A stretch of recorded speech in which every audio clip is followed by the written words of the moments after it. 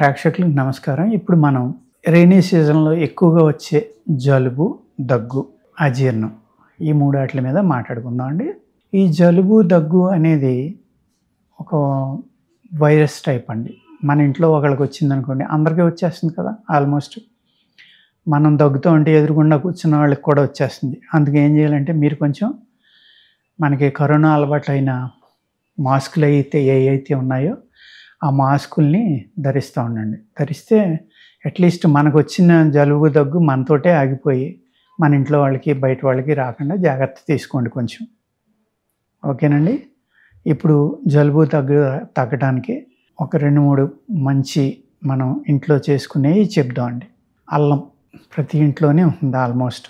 ఈ అల్లం గురించి మనం 1, 2 చిట్కాలు చెప్తా. ఈ అల్లాన్ని శుద్ధి చేయటం అంటే పైన తొక్కను తీసేయాలండి చాకుతోటి. తొక్క తీసేసి దాన్ని జాగ్రత్తగా మీరు నూరుకుని ఆ రసాన్ని తీసుకోండి. ఓకేనండి. తొక్క మట్టికి ఎట్టి పరిస్థితిలో ఉంచొద్దు. రసం తీసే ముందర చెక్కేయాలి. దానికి ఇసుక లేకుండా జాగ్రత్తగా కడిగేసి శుభ్రంగా చెక్కుకోండి అల్లం. అల్లం చెక్కుని ఈ అల్లం రసం ఎంత ఉందో చూసుకోండి. ఓకేనండి. దానికి 2 రెట్లు తేనెని తీసుకోండి. అల్లం రసం 100 ml ఉందనుకోండి, 200 ml. లేదు అల్లం రసం 1 కప్పు తీసుకున్నారనుకోండి, ఒక 2 కప్స్ తేనె తీసుకోండి. లేదంటే చాలా ఘాటుగా ఉంటుందన్నమాట. దీంట్లో 1 కప్పు వెనిగర్ కలుపుకోండి. ఓకేనండి. అల్లం రసం 1 కప్పు, 2 కప్పుల తేనె, 1 కప్పు వెనిగర్ కలుపుకోండి. అర్థమైంది కదండి.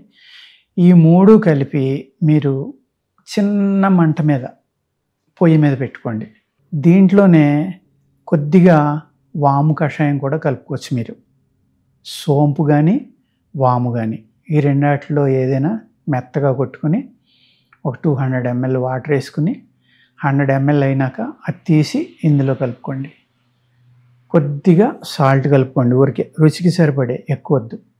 సోంపు కషాయం కానీ, జీలకర్ర కషాయం కానీ మీకు ఏ ఫ్లేవర్ ఇష్టం అయితే ఆ ఫ్లేవర్. సోంపు కషాయం అయితే ఏం చేస్తుందంటేనండి, ఇమీడియట్గా మీకు బాడీ అంతా స్ప్రెడ్ అయ్యి మీకు ఈ శ్లేష్మం కానీ, కఫం కానీ ఇవన్నీ కూడా తొందరగా పనిచేయడానికి బాగా అవకాశం ఉంటుందన్నమాట. ఈ తేనె ఇది కలిపింది కదా ఉంది కదండి, దీన్ని సన్నని సెగ పైన ఈ వాటర్ ఎగిరిపోయి ఓన్లీ తేనె పాకంలాగా అయ్యే వరకు ఉడకబెట్టుకోండి. సన్నటి సెగ, మీరు ఎక్కువ సెగమే పెట్టొద్దండి. దీన్ని జాగ్రత్తగా ఒక బాటిల్లోకి తీసుకోండి. తీసుకుని ఇది టీ లాగా కూడా తాగొచ్చు మీరు. టీ కింద ఉదయం సాయంత్రం తాగొచ్చు. చాలా టేస్ట్గా ఉంటుంది. బ్రహ్మాండమైన ఆకలి అవుతుంది, అజీర్తి తగ్గిపోతుంది. ఎప్పుడైతే అజీర్ణం తగ్గిపోయిందో పొట్ట శుద్ధి అయిపోతుంది. పొట్ట శుద్ధి అయ్యాక ఏమవుతుందంటే మీ కఫం ఏదైతే ఉందో ఆ కఫం అనేది కిందకి దిగిపోతుందండి. అప్పుడు ఏదో ఒక విరోచన ఔషధం వేసుకోండి. ఎర్లీ మార్నింగ్ కానీ, నైట్ కానీ. ఆముదం తాగే అలవాటు ఉన్న వాళ్ళు అయితే ఆముదం తాగండి. ఒక 4 రోజులు, 3 రోజులు ఈ టీ తాగాక కంప్లీట్ కఫం అంతా కిందకి దిగిపోతుంది.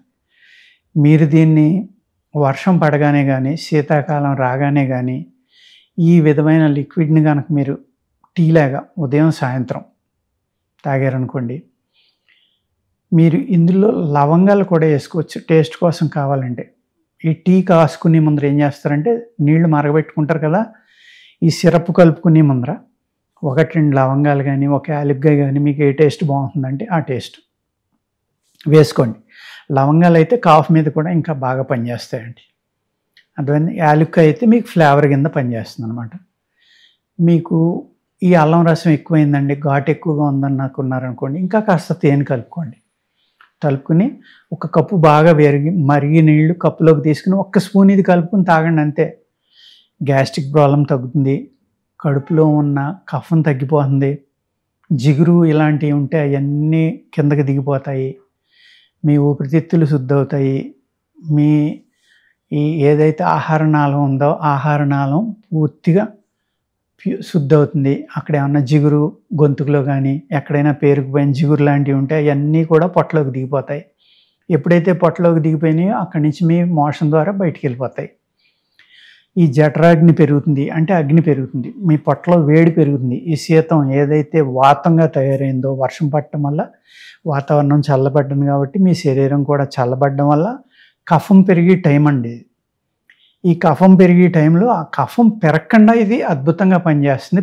అందుకేం చేస్తారంటే జలుబు, దగ్గు, రంప స్టార్ట్ అవ్వకముందరే దీన్ని మీరు డైలీ తాగి టీ బదులు ఇది తాగండి, సరిపోతుంది. ఆ టీ లాగే మాకు పాలు లేకపోతే మాకు కుదరదండి అనుకుంటే కొద్దిగా పాలు కూడా కలుపుకోండి, టీ లాగే ఉంటుంది ఆల్మోస్ట్ మీకు. అప్పుడు దీనిని కనుక మీరు తీసుకున్నారనుకోండి, గ్యాస్ట్రిక్ ప్రాబ్లం తగ్గుతుంది, పొట్టలో ఉన్న చిన్న చిన్న క్రిములు తగ్గుతాయి, కఫం తగ్గుతుంది, వాత శరీరాలకు వాతం తగ్గుతుంది, అనేక రకాల ఉపయోగాలు అన్నమాట. తాగటానికి కూడా చక్కగా ఉంటుంది, మీకు హ్యాపీగా ఎంజాయ్ చేయొచ్చు దీన్ని. అర్థమైంది కదండి. ఇంకా మాకు టీ పొడి లేకపోతే మాకు తలపోటు వస్తుంది, టీ పొడి అలవాటు పడిపోయింది అన్నవాళ్ళు ఈ సోపు కషాయం ఇవి ఎలా కలుపుకుంటున్నామో, ఆము కషాయం కానీ లేకపోతే జీలకర్ర కషాయం కానీ, అదేవిధంగా టీ పొడి కూడా కషాయం తీసుకుని ఎక్కువ టీ పొడి వేసుకోండి. ఒక 50 గ్రాములు ఎంతో, ఒక అర లీటరో పోసుకోండి, సగం మరిగిపోనివ్వండి, 4వ వంతు కానీ వడపోసుకోండి, బాగా పిండుకోండి. ఆ కషాయాన్ని కూడా ఇందులో కలుపుకోండి. ఆ కషాయం కూడా మరిగిపోయే వరకు ఇది జాగ్రత్తగా కాసుకోండి. అన్ని కషాయాలు ఎలా వేసుకుంటున్నారో, వెనిగర్, తేనె ఇవన్నీ ఎలా వేసుకుంటున్నారో, అల్లం రసం, అదే టైంలో ఈ టీ పొడి యొక్క కషాయం కూడా వేసుకోండి. మీరు వేసుకుని దాన్ని కాసేసుకోండి. కాసుకున్న తర్వాత అప్పుడు ఇది ఒక స్పూన్ వేడి నీళ్ళలో తాగారనుకోండి, ఆ టీ పొడి మాకు టీ అలవాటు అండి, టీ తాగకపోతే మాకు తలపోటు వస్తుందండి, మేము పని చేయలేమండి అనుకునే వాళ్ళు కూడా ఆ ప్రాబ్లం కూడా సాల్వ్ అయిపోతుందండి. ప్లస్ అద్భుతమైన ఆరోగ్యాన్ని మీకు వర్షాకాలం, శీతాకాలం కూడా వాడుకోవచ్చండి. దీన్ని వేసవికాలం జలుబు, దగ్గు పట్టినా వాడుకోవచ్చు. కానీ ఈ వర్షాకాలం, శీతాకాలం అనేది మనిషిలో బద్ధకం వస్తుంది కాబట్టి, కఫం పెరుగుతుంది కాబట్టి, వాతం పెరుగుతుంది కాబట్టి, దాని నుంచి మిమ్మల్ని మీరు రక్షించుకోవడానికి ఇది ఒక అద్భుతమైన సిరప్గా మీకు పనిచేస్తుందండి. అర్థమైంది కదండి. మన ప్రేక్షకులందరూ జాగ్రత్తగా రాసుకుని దీన్ని చక్కగా ఇంట్లో తయారు చేసుకుని వాడుకోండి. వేసవికాలం వచ్చి సైడ్ ఎఫెక్ట్లు అన్నిటి నుంచి మీరు 90% బయటపడతారు. ఓకేనండి. నమస్కారం.